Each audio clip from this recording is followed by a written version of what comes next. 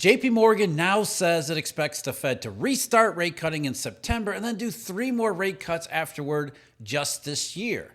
They're not the only ones. Others around Wall Street are expressing similar sentiments, including many who are saying they expect a 50 basis point rate cut in September. I'm not the only one.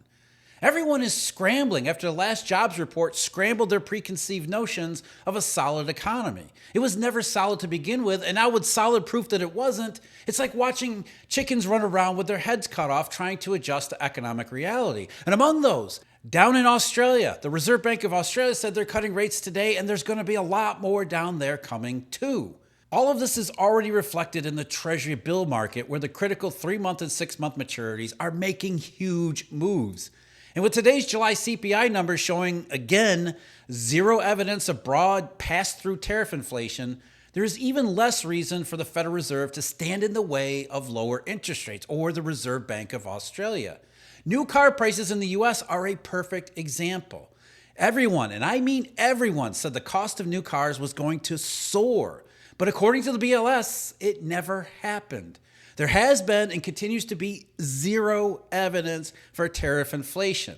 But why? The proof for economic weakness is broad and spreading, just like economic weakness is itself broad and spreading. And I could add New Zealand and Canada here, both out with grim employment statistics themselves, but we'll save that for some other time. As I said 2 Fridays ago, the establishment survey was not a surprise or a shock. It may have been to some people who listen only to Jay Powell or J.P. Morgan's Jamie Dimon's public comments, but the payroll numbers were just the latest to confirm what the evidence, the vast majority of the evidence, had already been showing.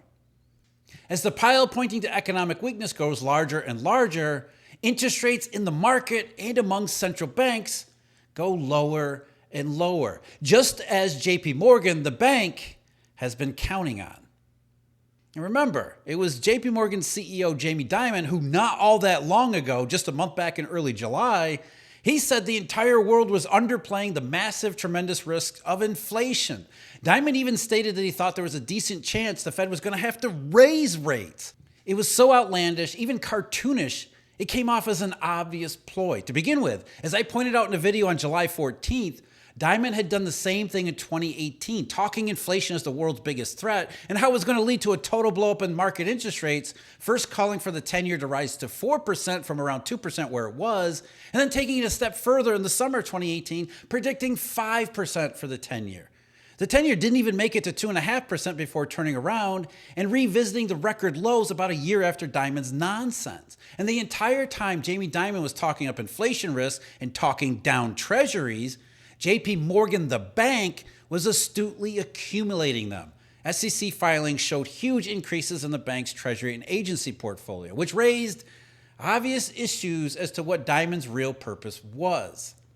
So when Dimon began to raise the same inflation issues, not last month, but going back to last year, taking things up a notch last month, you already knew what J.P. Morgan, the bank, was likely to have been doing the entire time. And it was not inflation, it was not fears of inflation, it was betting on the opposite.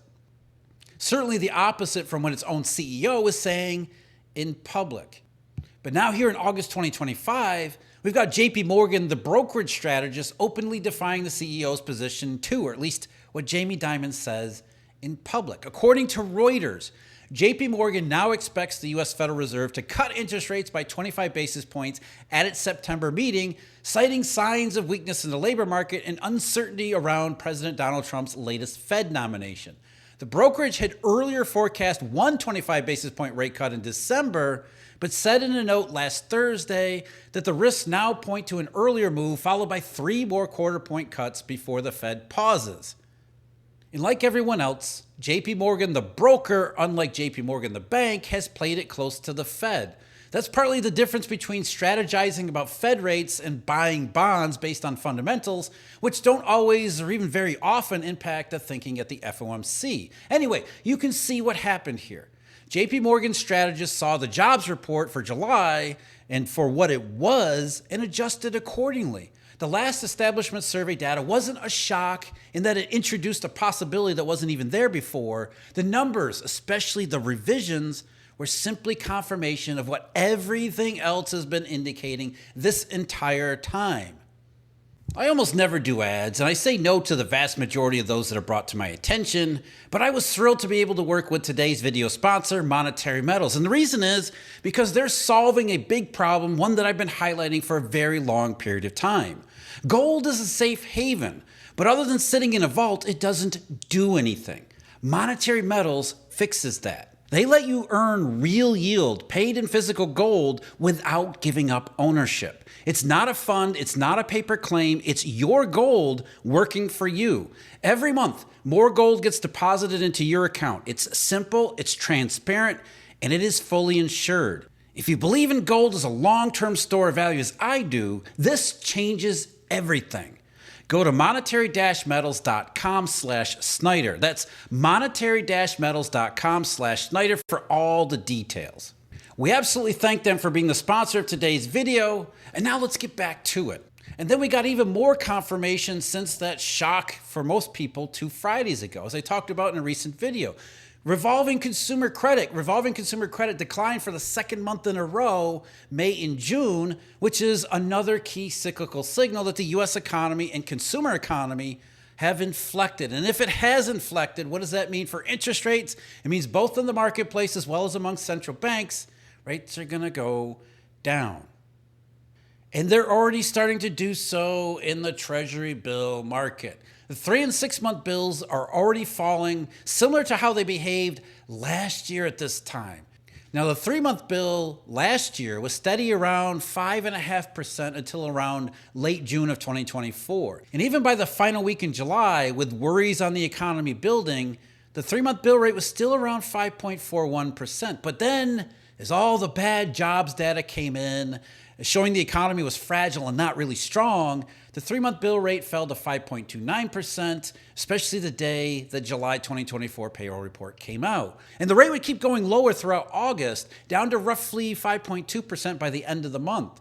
So you got about a 30 basis point decline from late June of 2024 to the end of August, and then of course it kept going lower into September. Here in 2025 though, the bill market got a later start because of the tariff inflation effect, not on the economy, but on policymakers at the FOMC. They've been consistently focused on inflation risk due to tariffs that aren't real, but since they heavily influence short-term money market rates, bills have to take account of the Fed's irrational stance. And even strategists that are talking about Fed rate cuts in front-end money markets have to take account of that irrational stance too, throwing J.P.Morgan a bone here. Now, the 3-month was about 4.41, 4.42% late last month. And when the July 2025 jobs estimates were released 2 Fridays ago, that rate dropped all the way to 4.35. And as of yesterday, was sitting at 4.24%. So not far off what the market did last summer into early August, if with a later start in the cycle. Now, there has been more of a response in the 6-month bill, which is not a surprise because it's a little bit further down the bill curve, which means there's more time for economic weakness to more fully develop and therefore impact the discussions at the FOMC. Given half a year maturity, that's a lot of time for negatives to develop and contradict any current Fed stance. But like the 3-month bill, the 6-month rate last year was steady in the low 540s, though its rate began to soften a little bit earlier than the 3 months. Again, that's understandable. And already by the middle of July, the 6-month bill rate was down to 5.23% in the aftermath of, remember, the June CPI with its marching band of red flags on disinflation. Last year, Fed officials were only worried about sticky CPIs for their own reasons. And when the CPIs predictably became unstuck, it went directly into the bill market, at least first at the longer maturity bills like the 6-month. And by the time the July 2024 employment numbers were released in early August, the 6-month rate was already down to 5.14% and would slide all the way to 4.88% after the numbers came out. And that's largely where the 6-month stayed throughout the remainder of August, so that by the end of the month it was around 4.90% heading into the September 50 basis point rate cut. This year, with the FOMC focus on possible tariff inflation, what they call tariff inflation, that has left the 6-month, like the 3-month bill, hanging up until the July jobs report. But from 4.31% on July 31st, the 6-month rate has dropped to 4.16. That was as of 2 Fridays ago with the payroll report. and is now, as of yesterday, heading into today, around 4.10%. So similar to what the bill had done initially in the early summer of 2024. So not only did the jobs report scramble the mainstream idea of a solid economy, it scrambled what the mainstream interpretation of the Federal Reserve's interpretation of the solid economy is, and that's been priced right into the bill market. The bill market now sees less of a chance of an impediment from the FOMC for rates that want to go lower. They want to go lower, and the FOMC, the Federal Reserve, like all these central banks, is standing in the way for reasons that the market says don't exist. And so all we really need is confirmation, more confirmation over here, the pile of evidence that shows economic weakness, and continued zero confirmation over here for the tariff inflation that doesn't actually exist. And the latest CPI data for the month of July was in many ways anticlimactic because it really didn't contain anything other than more evidence there is no tariff inflation. There are certain pockets of the CPI and consumer price experience that are experiencing higher prices, but it isn't tariff inflation in the broadest sense where it's peeking through everywhere and raising overall CPI rates well above what they had been more recently. I mean, the monthly rate on the CPI, the full CPI, was just 0.20%, which is down a little bit from last month for June of 0.29%. The year-over-year rate did accelerate to 273 from 2.67, but a lot of this is just base effects being compared to the marching band of red flags, the disinflation in the middle of 2024. It's not a meaningful acceleration in inflation, or what everybody calls inflation, so much as it is the statistical differences this year compared to last year and the unusual weakness in prices in the middle of 2024.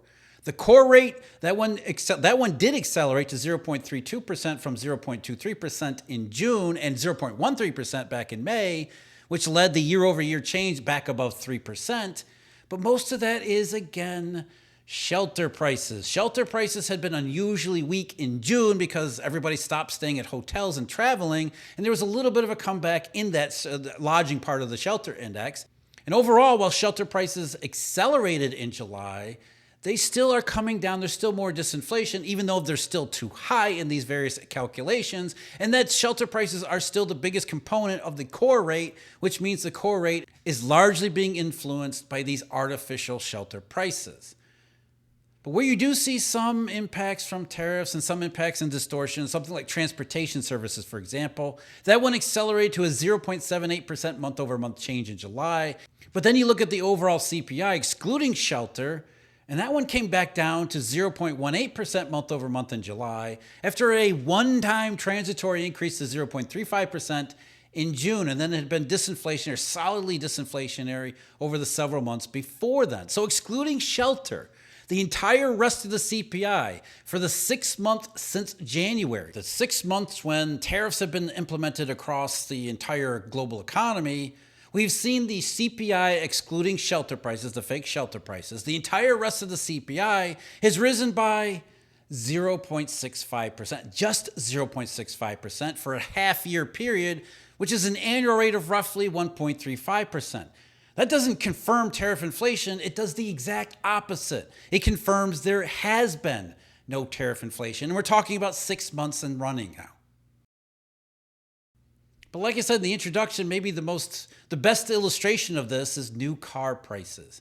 A couple months ago, everybody, and I mean everybody, said new car prices were going to explode to the point that in March, a lot of consumers went out and bought new cars expecting that prices were going to soar. And then the BLS says they never did. Prices were basically flat in the early tariff period, and then they fell pretty sharply in May, fell sharply again in June, and here in July, they're back to being flat again. The new car index up just 0.02%. So while everyone said new car prices were going to be tariff inflation where it starts, it hasn't been there either. The CPI reports continue to confirm the only inflation there is comes from the fake shelter index. And so that goes into even Wall Street strategists talking about the Federal Reserve and short-term interest rates, because if tariff inflation and the ghost of tariff inflation, the idea of tariff inflation is one of the reasons why the Fed isn't getting with the market program and cutting rates, then the fact that we continue to get zero evidence for tariff inflation necessarily means that the calculus at the FOMC is likely to change, very likely to change too. And here's another one. Maybe just avoiding upside surprises on inflation is enough for the market to continue pricing in more rate cuts, said Zachary Griffiths, who's the head of investment grade and macroeconomic strategy at Credit Insights. We view this print as neutral, talking about today's CPI, but still think the Fed will cut in September, probably by 0.5 percentage point, as the labor market has become the focal point for policymakers, as it should have been this entire time. As I keep beating my head against the wall saying, the establishment survey was not a shock. It merely confirmed what all the rest of the data had been saying all year.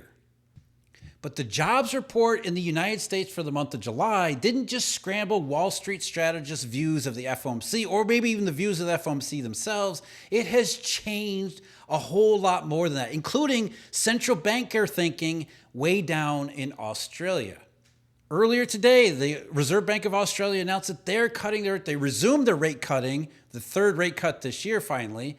And as was reported, Australia's central bank chief signaled a couple more interest rate cuts will be required to achieve its latest forecast after the policy board eases anticipated on Tuesday. It's not actually easing, they're just lowering interest rates in response to weakness. Quote, "Our forecasts are conditioned on a couple more cuts," Governor Michelle Bullock said at her post-meeting press conference. "If we didn't cut, then there would be implications for our forecast. So we'd probably be missing both our targets." And what she means by that is exactly what I told you last week. One of the reasons why rate cutting cycles are irregular, akin to pulling central banker teeth, for one thing, central bankers all believe their rate cuts work, that they're effective support to a weak economy. So central bankers cut their rates in a burst of policy actions. Then they want to pause, expecting to find evidence that that burst was effective, only to find out a little later on that burst wasn't.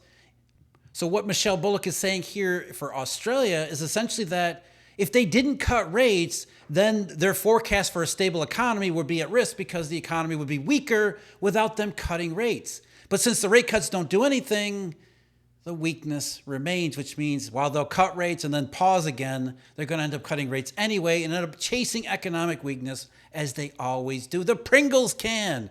Once they pop, they cannot stop. And even Bullock herself has already admitted that the Reserve Bank of Australia has overstated and overestimated economic strength thus far. One of the reasons, she said, we've come to this position is that our forecasts were such that we were hitting our employment and our inflation forecast, but we were overestimating our GDP and our consumption forecast, so there was a tension. She puts that in the most positive terms. But as Adam Bowe, who's an executive vice president and head of Australia portfolio management at PIMCO, said, the RBA easing cycle is far from complete. And as the article continued, Bullock faced numerous questions about the economy's low productivity growth, with the governor responding to journalists that the news of the day was the third rate cut of the year. She even uncharacteristically rolled her eyes when a journalist again queried her on the subject shortly after her reminder. And what does low productivity really mean? It simply means businesses have too many workers. Businesses who thought the economy would be better than it is. And where would they get that idea?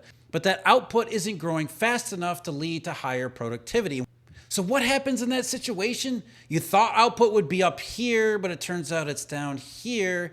So you hired workers expecting output to be up here, but it's down here.